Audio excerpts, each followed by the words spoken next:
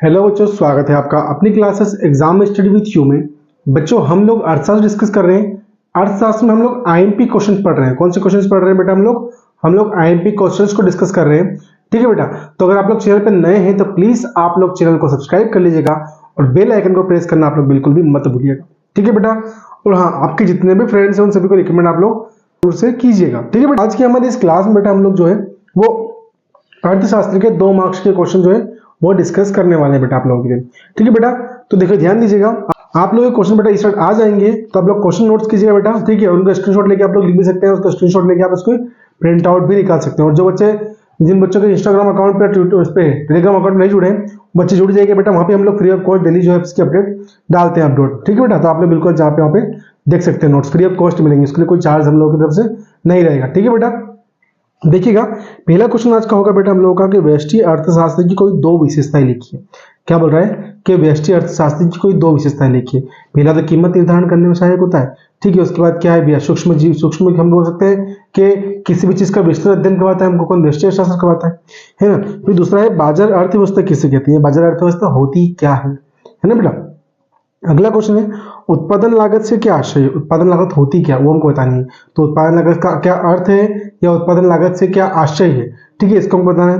फिर next question है कि क्या होगा यदि बाजार में प्रचलित मूल्य संतुलित मूल्य से अधिक है और संतुलित मूल्य से कम है। ठीक है। तो ऐसी स्थिति में क्या होगा बाजार में? ठीक है, बाजार संतुलन कैसा होगा इसको बताना हम लोग को इसमें, है ना बेटा। फिर अगला क्वेश्चन है कि उच्चतम निर्धारित कीमत किसे कहते हैं? उच्चतम निर्धारित कीमत होती क्या है या उच्चतम निर्धारित कीमत से आपका क्या आशय है या उच्चतम निर्धारित कीमत किसे कहते हैं? ठीक है। तीनों में से कोई भी एक क्वेश्चन आपका इसमें बना के घुमा फिरा के वो दे सकता है, क्योंकि बोर्ड एग्जाम में ठीक किसी प्रकार का क्वेश्चन आ सकता है, परंतु आंसर यही आएगा उसका, है ना बेटा। फिर ये कीमत सीमा के फलस्वरूप किन समस्याओं का सामना करना पड़ता है? कीमत सीमा के क्या बोल रहा है कि कीमत सीमा के फलस्वरूप कौन कौन सी समस्या ऐसी होती है जिनका हमको सामना करना पड़ता है। ठीक है बेटा। अब देखिएगा बेटा अगला क्वेश्चन क्या बोल रहा है हम लोग का। अगला क्वेश्चन हम लोग को बोल रहा है बेटा कि बाजार संतुलन किसे कहते हैं? बाजार संतुलन कीमत किसे कहते हैं?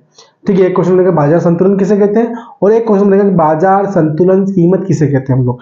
ठीक है। फिर नेक्स्ट क्वेश्चन बेटा हम लोग का कि व्यक्तिगत प्रयोज्य आय का अर्थ लिखिए। व्यक्तिगत प्रयोज्य आय होती क्या है उसका अर्थ हमको बताना है। ठीक है। फिर अगले निवल राष्ट्रीय उत्पाद किसे कहते हैं? क्या क्वेश्चन है कि निवल राष्ट्रीय उत्पाद से क्या होता है, निवल राष्ट्रीय उत्पाद होती क्या, उसके बारे में हमको बताना है। ठीक है। फिर नेक्स्ट क्वेश्चन है बेटा कि राष्ट्रीय आय लेखांकन में अंतर लिखिए। क्या है? राष्ट्रीय आय और राष्ट्रीय आय लेखांकन में अंतर लिखिए। बेटा 2 क्वेश्चन मैं आपको और दे रहा हूं कि प्रति व्यक्ति आय किसे कहते हैं और राष्ट्रीय आय किसे कहते हैं। प्रति व्यक्ति आय से आपका क्या आशय है, राष्ट्रीय आय से आपका क्या आशय है। सकल घरेलू उत्पाद किसे कहते हैं, सकल घरेलू उत्पाद का क्या अर्थ है या उससे आशय क्या है। ऐसे भी क्वेश्चन बनता है। तीनों क्वेश्चन में से डेफिनेटली आपकी हाफ ईयरली एग्जाम बेटा 1 से 2 क्वेश्चन आएंगे। मान लो मिनिमम कम से कम 2 क्वेश्चन तो आने ही आने। राष्ट्रीय प्रति व्यक्ति एक दूसरे का थोड़ा जाएगा, सकल घरेलू उत्पाद आ सकता है आपका। ठीक है। निवल बोया गया, मतलब ये सारे क्वेश्चन जो है ना बेटा इंपॉर्टेंट क्वेश्चन है सारे। ठीक है। एक भी क्वेश्चन आप लोग मिस मत करना बेटा इसमें। ठीक है, बहुत अच्छे क्वेश्चन है बेटा और काफी इंपॉर्टेंट क्वेश्चन है सारे, है ना। फिर ये प्रति व्यक्ति आय का अर्थ लिखिए। प्रति व्यक्ति आय होती क्या है? ठीक है। वस्तु विनिमय प्रणाली क्या है? वस्तु विनिमय प्रणाली के बारे में बताना हम लोगों को, है ना बेटा।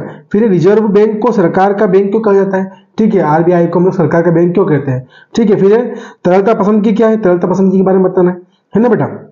फिर गुणक में रिसाव से क्या चाहिए? गुणक में रिसाव से आपको क्या चाहिए, क्या अर्थ है उसको बताना हम लोगों को, है ना। फिर अत्यधिक मांग से क्या अभिप्राय? अत्यधिक मांग होती क्या है ना। फिर उपभोक्ता प्रवृत्ति को निर्धारित करने वाले कोई 2 तत्व लिखिए।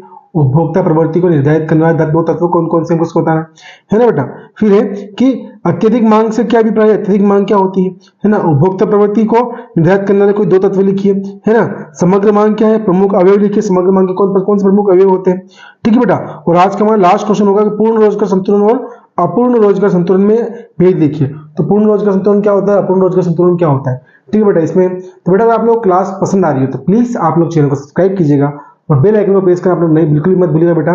ठीक है। और हाँ, जितने भी आपके फ्रेंड्स है बेटा, क्लासमेट्स आपके हैं, उन सभी को प्लीज ज्यादा ज्यादा आप लोग जो है वो क्लास के लिंक ज्यादा शेयर कीजिएगा बेटा। और हाँ, प्लीज आप लोग इतने भी है प्लीज चैनल को सब्सक्राइब करके जाइएगा। ठीक है बेटा। Thank you so much.